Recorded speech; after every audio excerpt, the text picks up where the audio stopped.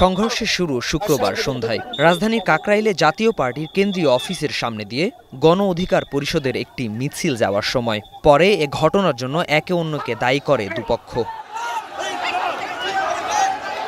তবে পরিস্থিতির অবনতি হয় রাত ৯টার দিকে। গণ অধিকার পরিষদের অভিযোগ, নিজেদের বিজয়নগরের অফিসের সামনে দিয়ে সংবাদ সম্মেলন করতে গেলে বাধা দেন পুলিশ ও সেনা সদস্যরা। আর এ সময় গুরুতর আহত হন নুরুল হক নূর সহ শতাধিক নেতাকর্মী। আহত নূরকে প্রথমে নেওয়া হয় কাকরাইলের ইসলামী ব্যাংক হাসপাতালে, পরে সেখান থেকে তাকে ঢাকা মেডিকেলে নিয়ে যান নেতাকর্মীরা। আমাদের উপরে আওয়ামী লীগের আমলেও এইভাবে তারা হামলা করতে সাহস করে নাই। আজকে আমাদের গায়ে আমাদের সরকারের আমলে হাত দেওয়া হয়েছে। প্রথম দফায় আমার উপর হামলা হয়, আমার আঙ্গুল ভেঙে গিয়েছে। দ্বিতীয় দফায় যখন আমি এবং নুরুল হক নূর কথা বলতে যাব, তখন নুরুল হক নূর সহ আমাদের শতাধিক নেতাকর্মীর উপরে হামলা করা হয়েছে। এর পরপরই এ ঘটনায় প্রতিক্রিয়া জানিয়ে এনসিপি নেতা হাসনাত আব্দুল্লাহর সমালোচনার মুখে পড়েন আইন উপদেষ্টা। কার নির্দেশে নূরকে রক্তাক্ত সে প্রশ্ন তোলেন সার্জিস আলম। পরে বাংলা মোটরে বিক্ষোভ করেন দলটির নেতাকর্মীরা। রক্ত ঝরবে, আমাদের হৃদয়ে আঘাত লাগে। চেয়ারে যারা বসে আছেন, আপনাদের হৃদয়ে আঘাত লাগলে আপনারাও আমাদের সাথে কণ্ঠ মিলান। একসাথে আমরা দেশ গড়বো, একসাথে লড়বো, না হয় মরবো। এবং এই হামলা আজকে আমাদের চোখে আঙুল দিয়ে দেখিয়ে দিয়েছে জুলাই অভ্যুত্থান এখনো শেষ হয় নাই। গত বছর জুলাই আগস্টে আইন শৃঙ্খলা বাহিনী যেভাবে নিপীড়ন করেছে, আজকে সেই একই কায়দায় এই হামলা হয়েছে।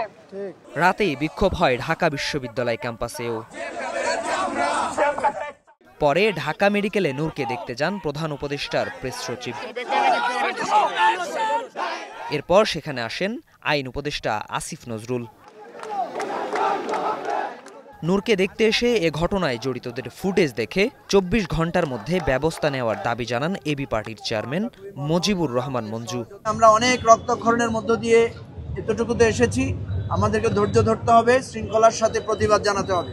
সেজন্য আমরা যে ২৪ ঘন্টার সময়সীমা গণ অধিকার পরিষদের পক্ষ থেকে দেওয়া হয়েছে, আমরা তার সাথে পূর্ণ সংহতি জানাচ্ছি।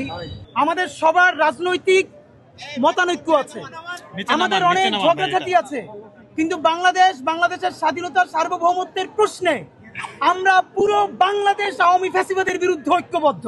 গণ অধিকার সভাপতির ওপর হামলার নিন্দা জানিয়ে এক বিবৃতিতে বিএনপি মহাসচিব মির্জা ফখরুল ইসলাম আলমগীর বলেন, গণতান্ত্রিক রাজনৈতিক সংস্কৃতির চর্চাকে ব্যাহত করে এমন কর্মকাণ্ডকে তার দল সমর্থন করে না।